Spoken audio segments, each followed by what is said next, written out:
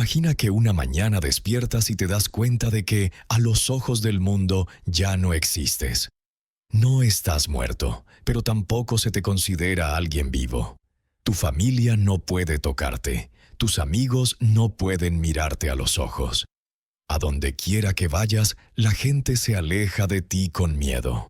Esto no es una ficción. A lo largo de la historia, durante casi 800 años, millones de personas vivieron exactamente esto.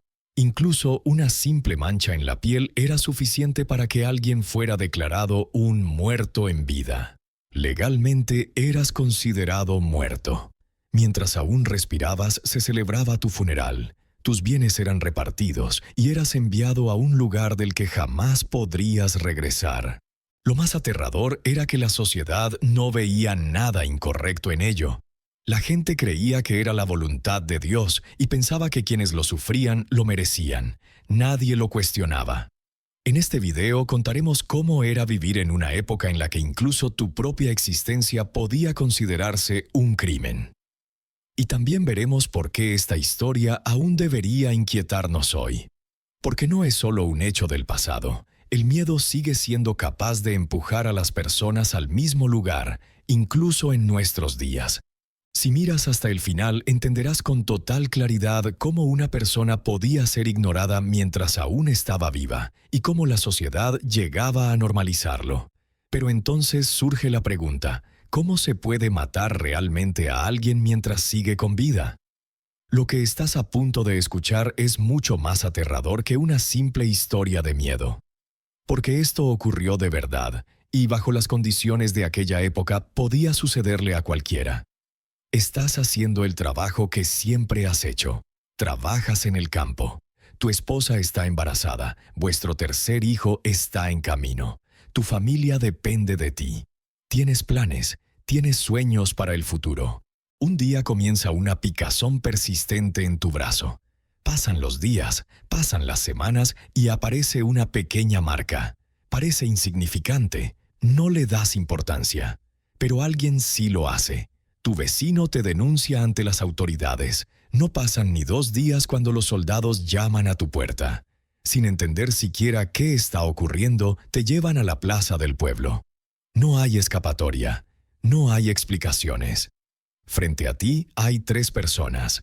Un médico que trabaja con conocimientos antiguos y equivocados. Un hombre de la iglesia que ya cree que eres culpable. Y un gobernante que solo quiere demostrar su poder. En medio de la multitud te desnudan, ante los ojos de tu esposa, de tus hijos, de tu madre. No te tratan como a un ser humano, sino como a un objeto que debe ser examinado. Te hacen cortes profundos. Si no reaccionas, estás enfermo. Si sufres demasiado, también estás enfermo. El resultado no cambia. La decisión ya ha sido tomada. Y entonces llega la etapa más aterradora. Se fija una fecha. No es para un tratamiento, no es para una salvación, es para borrarte de la sociedad. Cuando ese día llega, todos se reúnen. La gente viene a mirar. Porque ya no eres una persona, eres una advertencia. Y esto es una ejecución realizada mientras sigues con vida. Te visten con ropas funerarias, prendas asociadas a la muerte. Incluso las telas que llevas encima huelen a descomposición. Después te conducen a una tumba que ya ha sido preparada para ti. Esto no es algo simbólico, es una tumba real. Tierra recién removida, humedad, gusanos. Todo es real. Te colocan dentro de la fosa. Tu espalda toca la tierra. Está fría, húmeda y pesada. El aire huele a muerte. Arriba, cientos de personas permanecen de pie observándote. En sus ojos, tú ya no eres alguien vivo. El sacerdote toma un puñado de tierra y lo arroja sobre tu rostro. Luego otro y otro más. La tierra llena tu boca, entra en tus ojos, hace que respirar sea cada vez más difícil. En ese momento estás siendo enterrado de verdad, mientras sigues con vida. Entonces proclama en voz alta: esta persona ha muerto para el mundo y ha renacido para Dios. Mientras tiemblas de miedo, escupiendo la tierra de tu boca, te obligan a responder: renaceré en el día del juicio final. En ese instante, todo termina. A partir de ese momento, eres oficialmente considerado muerto. Sobre el papel, tus hijos ya son huérfanos. Tu esposa es considerada viuda. Tus padres cuentan tu pérdida como si hubieras muerto. Todo lo que construiste a lo largo de tu vida, tu identidad, tu lugar en el mundo, tu nombre, es borrado en una sola ceremonia. Pero tú sigues respirando. Y aquí es donde comienza la verdadera crueldad. Porque a partir de ahora no se espera que vivas como una persona viva, sino como un muerto expulsado de la sociedad. Las reglas de esta nueva vida no existían para mantenerte con vida, sino para humillarte en cada instante. Cada respiración, cada paso, estaba diseñado para recordarte quién eras ahora. Primero te sacan de la tumba, y entonces te entregan los objetos que determinan cómo deberás vivir a partir de ese momento. Te obligan a vestir una prenda negra de olor nauseabundo, una cruz de madera que te marca y te condena, una campana para anunciar tu llegada y un cuenco de metal para pedir comida. Estos objetos se convierten en tu nueva identidad. Pero el verdadero punto de quiebre llega con el juramento impuesto ante la multitud. Juras que jamás regresarás. Juras que no tocarás a nadie. Aceptas vivir como un muerto hasta que Dios decida llevarte. Luego eres expulsado de la ciudad. No es un exilio silencioso. Es una marcha en la que la gente grita, lanza piedras y escupe. Tus hijos te ven, lloran, pero no se les permite acercarse a ti. Es un momento en el que incluso la despedida está prohibida. Te detienen en el límite de la ciudad. Te obligan a clavar una cruz en la tierra. Esa cruz es la línea que nunca volverás a cruzar. Y al mismo tiempo es tu tumba. Y la cavas con tus propias manos. A partir de ese momento ya no tienes un nombre, no tienes pasado. Ahora eres solo el leproso. Para la sociedad no eres una persona, eres una etiqueta. Pero la historia no termina aquí. Porque no te envían al olvido absoluto. Te llevan a un lugar creado especialmente para personas como tú. Lo llaman hospital, pero no es un sitio de curación. Es un espacio donde se reúne a quienes la sociedad ha decidido descartar. Las colonias de leprosos no eran solo centros de confinamiento. Eran lugares creados para demostrar hasta qué punto podía ser quebrada la dignidad humana. Y cuando llegas allí, comprendes algo fundamental. No estás solo. Hay decenas, a veces cientos de personas como tú, seres humanos borrados mientras aún estaban vivos. Aquí todos son como tú. Personas que fueron declaradas muertas en sus propias ciudades, que perdieron a sus familias, sus nombres y su pasado. Pero la verdad más oscura es esta. Ni siquiera detrás de estos muros termina la humillación. La sociedad medieval no se conformaba con apartarte del mundo. Quería que sufrieras cada día, hasta tu último aliento. Entonces surge la pregunta, ¿cómo era realmente la vida dentro de estos lugares? Lo que estás a punto de escuchar muestra con absoluta claridad cuán crueles podían volverse las personas bajo la máscara de la compasión. Cuando entras por primera vez en el leprosario, piensas que has llegado al infierno. Pero pronto te das cuenta de algo aún peor. Existe un infierno más profundo. Un infierno con reglas. Un infierno organizado. Un sistema diseñado para destruir la dignidad humana pieza por pieza. El primer paso es quitarte la identidad. Ya no tienes nombre. Te asignan un número. En una placa de madera que llevas colgada en el pecho solo aparece ese número. Tu pasado, tu historia, quién fuiste, ya no importa. Aquí, las personas no son llamadas por su nombre, sino por números. El lugar donde vivirás es una habitación diminuta que compartes con otras personas. No tiene ventanas, no tiene ventilación. Entre paredes húmedas intentas sobrevivir escuchando los gritos de dolor de otros y respirando el olor de cuerpos que se pudren. Todo está regido por un horario estricto. Te despiertas antes del amanecer con el sonido de una campana. Pasas horas rezando por pecados que nunca cometiste. Durante el día trabajas en los campos. El cansancio te destroza las manos. La comida consiste en una sopa aguada hecha con sobras. Luego vuelves a trabajar. Vuelves a rezar. Y finalmente, duermes. Con el tiempo comprendes algo aún más perturbador. Ni siquiera aquí todos son iguales. Incluso este infierno tiene su propio orden y su propia jerarquía. En estos lugares nadie es verdaderamente igual. Incluso entre los considerados muertos existe una clasificación. Los que llegaron antes tienen autoridad. Quienes aún no han perdido los dedos gobiernan sobre quienes ya los han perdido. Los que todavía pueden caminar controlan a los que se arrastran por el suelo. Este sistema clasifica incluso el dolor. El supuesto tratamiento no es más que una burla cruel. Una vez por semana aparece alguien que se hace llamar médico. Observa tus heridas durante apenas unos segundos y te entrega una mezcla hecha con grasa de cerdo y hierbas podridas.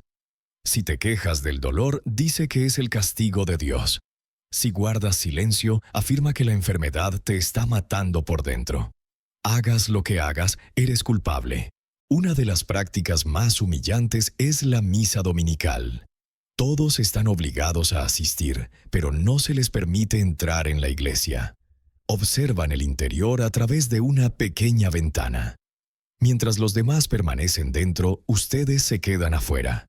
El sacerdote habla de amor y misericordia, mientras ustedes son observados como criaturas en una jaula. La comida por sí sola es una forma de tortura. Pan duro que nadie quiere, verduras podridas destinadas a la basura y agua sucia, difícil incluso de beber. No hay platos. Muchas veces tienes que comer con las manos. Pero el momento más devastador del día llega durante la hora de visitas. Una vez al mes se permite que las familias vengan. Sin embargo, hay rejas de hierro entre ustedes. Está prohibido tocarse. Está prohibido abrazarse. Incluso acercarse está prohibido. Mientras tu familia llora, tú suplicas por un último abrazo. Y ese abrazo nunca llega.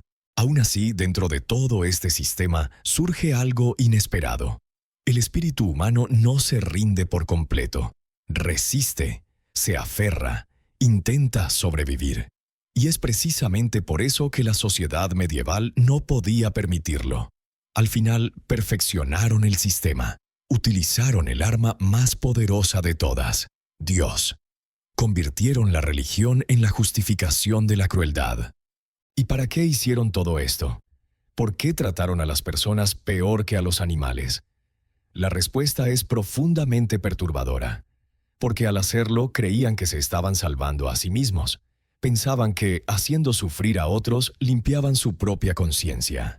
Cada domingo, las mismas palabras resonaban en las iglesias.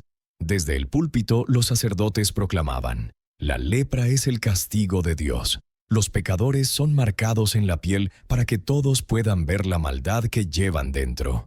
De este modo, la enfermedad se transformó en una prueba de que tú también estabas corrupto en el alma. Y la gente eligió creerlo. Porque creer que tú lo merecías era mucho más fácil que enfrentar la realidad de que mañana ellos mismos podían enfermar. Pensar que Dios tenía un plan resultaba más reconfortante que aceptar que la vida es injusta. La verdad, sin embargo, era mucho más simple. La enfermedad no elige, no distingue entre buenos o malos, inocentes o culpables. Pero el sistema se alimentaba de ello. Cuanto más sufrías tú, más justificados se sentían ellos. Tu soledad era la prueba de que Dios los aprobaba. Tu miseria era la evidencia de que ellos eran buenas personas. Luego, en 1347, llegó la peste negra. Murió un tercio de la población europea. El pánico se desató. Y, como siempre, se buscó a un culpable. Los primeros en ser señalados fuisteis vosotros, los leprosos. Ya no bastaba con excluiros. Ahora os declararon enemigos. Os acusaron de envenenar los pozos. Os acusaron de colaborar con el diablo. En el año 1321, en Francia, los leprosos comenzaron a ser quemados en las plazas públicas. La gente se reunía para verlo. Observaban cómo personas como tú eran torturadas y asesinadas entre los aplausos de la multitud. La verdad más estremecedora es esta. Mientras se cometía toda esta barbarie, la gente rezaba, cantaban himnos y daban gracias a Dios. Mientras te quemaban, creían que estaban purificando el mundo del mal. Y esto no fue obra de unos pocos fanáticos. La Iglesia no lo ignoró. Al contrario, lo institucionalizó. Estableció normas, promulgó leyes, prohibió que los leprosos fueran enterrados en tierra sagrada. Les arrebató los derechos de herencia, les negó el derecho a casarse y a tener hijos. Incluso les negó el derecho a morir con dignidad. Ya no eras considerado oficialmente humano. Eras peor que un animal, porque incluso los animales tenían un lugar donde ser enterrados y nada de esto se hizo en secreto. Al contrario, todo fue puesto por escrito. Se elaboraron manuales sobre cómo diagnosticar a los leprosos. Se promulgaron leyes detalladas sobre cómo debía tratárselos. Esta crueldad se transformó en un sistema. Fue convertida en una lucha sagrada, respaldada por la ciencia, la religión y el derecho. Pero si crees que esto fue solo una oscuridad propia de la Edad Media, si piensas que la humanidad aprendió con el tiempo, estás profundamente equivocado, porque lo que viene ahora demostrará que, en realidad, la situación empeoró. Llegamos al siglo XIX, la era de la ciencia, de la razón y del progreso. Y en esta época, la humanidad aprendió algo fundamental. La lepra no era un pecado. No era en absoluto un castigo divino. Era una enfermedad causada por una bacteria. Pero la verdadera pregunta era esta. ¿Cuando la humanidad conoció la verdad, realmente cambió? La ciencia reveló la verdad. La razón ganó, ¿verdad? No. Todo lo contrario. Esta vez utilizaron la ciencia como excusa para una crueldad aún mayor. Antes mantenían a las personas cerca de las ciudades. Ahora decidieron eliminarlas por completo. Comenzó el exilio. El objetivo, las islas. Islas en medio del océano, sin posibilidad de escape. Lugares a los que se enviaba a las personas para que nunca volvieran a ser recordadas. En 1866, la isla de Molokai, en Hawái, se convirtió en el símbolo de esta nueva era. Mientras vivías tu vida, un día agentes armados irrumpen en tu casa. No hay interrogatorio, no hay defensa. Solo hay una frase pronunciada por un médico. Y después comienza un viaje de ida. Te suben a un barco. Dura días. No sabes a dónde vas. No sabes si volverás. No sabes si vivirás o morirás. Y cuando llegas, te empujan al mar. Si puedes nadar, llega a la orilla. Si no puedes, ahógate. Esto ya no es nuestro problema. Cuando llegas a la orilla, lo que te recibe es una colonia. Cientos de personas. Hambrientas, sin hogar, olvidadas. El mensaje del Estado es claro. A partir de ahora sois un problema de la naturaleza. Si sobrevivís, sobrevivís. Si morís, el asunto queda cerrado. Y a esto lo llaman un enfoque humanitario, porque al menos ya no os queman en las plazas, como en la Edad Media. Así es como se redefine el progreso. Pero la historia no termina aquí. Llegamos al siglo XX. Japón. Una ley vigente desde 1907 hasta 1996. Casi un siglo entero. Durante décadas, toda persona diagnosticada con lepra era borrada de la sociedad para siempre. No importa que te hayas curado. No importa que ya no seas contagioso. Ni siquiera importa que el diagnóstico haya sido un error. Una vez que has sido marcado, dejas de existir. Tu familia obtiene un certificado de defunción falso a tu nombre. Tu nombre es eliminado de los registros del Estado. Oficialmente te conviertes en alguien que nunca vivió. Y la verdad más estremecedora es esta. Estas prácticas continuaron hasta nuestra propia época, hasta el año 1996. Todo esto ocurrió mientras tú estabas vivo. Ocurrió mientras tus padres estaban vivos. Sucedió en un mundo lleno de Internet, televisión y discursos sobre derechos humanos. En las colonias de lepra de Japón, los niños nacidos allí eran esterilizados al nacer. Se les robaba el futuro. Se decía que esta enfermedad no continúe. Las familias fueron destruidas de manera deliberada. Los esposos fueron separados. Los padres nunca volvieron a ver a sus hijos. Las relaciones humanas fueron desmanteladas por el propio Estado. Y esto no quedó solo en el pasado. En la India, incluso hoy, en el año 2024, existen cientos de colonias de lepra. Personas que fueron tratadas hace décadas siguen viviendo en esos lugares, porque sus familias no las aceptan, porque la sociedad no elimina el estigma. Aunque la ciencia haya dicho la verdad, el prejuicio sigue siendo más fuerte. En Brasil, en Sudáfrica y en Filipinas se aplicaron los mismos métodos. Se utilizó la medicina moderna, pero el objetivo era el mismo: excluir, separar, volver invisibles. Y esto nos demuestra algo fundamental. La tecnología no elimina la crueldad que habita en el ser humano. Solo la hace más ordenada. Pero en medio de toda esta oscuridad ocurrió algo inesperado. Algo que nadie planeó, que nadie pudo impedir. La humanidad encontró una forma de sobrevivir incluso en el lugar más oscuro. Lo que voy a contar ahora no es una ficción. No es una leyenda, pero es más impactante que cualquier película, porque en medio de la crueldad absoluta surgió algo que ningún sistema pudo destruir: el amor. La isla de Molokai, en Hawái. Una isla de exilio, una prisión al aire libre. En el año 1873, un sacerdote belga llegó a esta isla. Su nombre era Damien. Y lo verdaderamente importante es esto: él no fue llevado allí por la fuerza. No era un criminal, no era un prisionero. Llegó por voluntad propia. Él lo hizo sabiendo exactamente lo que hacía. Eligió ir. Aceptó vivir junto a los leprosos y compartir su mismo destino. Cuando llegó a Molokai, lo que encontró era muy distinto de lo que el mundo exterior contaba. No era solo un lugar de exilio. También era una comunidad, un lugar donde personas que lo habían perdido todo compartían incluso lo último que les quedaba.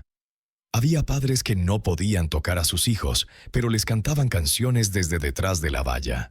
Mujeres que habían perdido los dedos fabricaban muñecas de paja solo para ver sonreír a los niños. La gente hacía todo lo posible por seguir siendo humana. Peder Damien burada 16 yıl yaşadı. Evleri kendi elleriyle yaptı. Bahçeler kurdu. Yaraları temizledi. Kimsenin yaklaşmadığı insanlara sarıldı. Onlara hasta değil, insan gibi davrandı. Ve bir gün kendisi de cüzzama yakalandığında onu terk eden kimse olmadı. Bu kez ona bakanlar toplumun yaşayan ölü diye adlandırdığı insanlardı.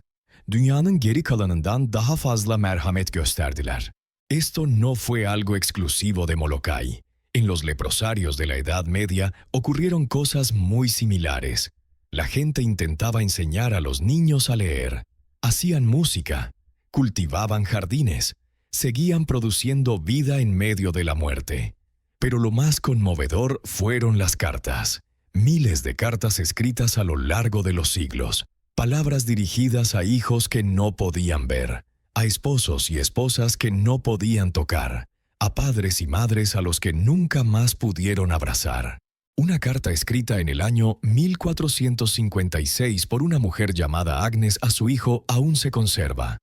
No puedo abrazarte, no puedo besarte, no puedo protegerte, pero puedo amarte, y eso nadie puede quitármelo. En el siglo XX, en Japón, parejas separadas por el Estado se escribieron en secreto durante décadas. Aunque no podían vivir bajo el mismo techo, no rompieron su vínculo. Porque la historia nos muestra algo con absoluta claridad. A las personas se les puede quitar todo, pero la capacidad de amar no puede ser destruida, ni siquiera en las condiciones más extremas. Algunas personas llevaron su amor en secreto durante 50 años. Enfermeras, arriesgándose a perder su trabajo, entregaban cartas de amor a escondidas. Algunas parejas solo podían verse una vez al año, durante 15 minutos, con barrotes de hierro entre ellos, y aún así consideraban ese momento como el día más feliz de sus vidas. Hubo héroes silenciosos, Nadie escribió sus nombres. Personas que lavaban los pies de los leprosos, que besaban sus heridas, que les recordaban que seguían siendo humanos. Miles de personas anónimas que arriesgaron su propia vida para llevar comida, medicina y compasión. Pero la historia que más me impactó ocurrió en la India, en la década de 1980. Había un hombre llamado Raman. Había perdido las manos y los pies. Se desplazaba arrastrándose por el suelo. Y aún así, cuidaba de una niña huérfana con lepra. Cada día se arrastraba hasta el jardín para recoger verduras para ella. Cada noche le contaba historias. Cada día demostraba que el amor era más fuerte que la enfermedad. Cuando le preguntaron por qué lo hacía, su respuesta fue esta: alguien tiene que recordarle a esta niña que todavía es humana.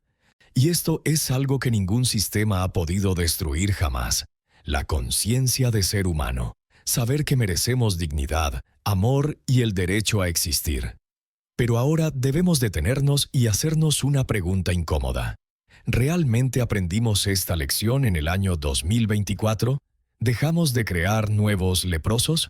¿O solo cambiamos los nombres, las etiquetas, los estigmas, las excusas? Porque si miras con atención hoy, ves algo inquietante. No hemos cambiado. Simplemente ya no lo llamamos lepra. Y esa es la verdad más aterradora de toda esta historia. Hoy ya no llamamos leproso a nadie. En su lugar usamos otras etiquetas. Decimos adicto. Decimos persona sin hogar. Decimos inmigrante ilegal. Decimos enfermo mental. Las palabras cambiaron, pero el resultado sigue siendo el mismo. Ya no hay rituales de muerte. Solo hay indiferencia.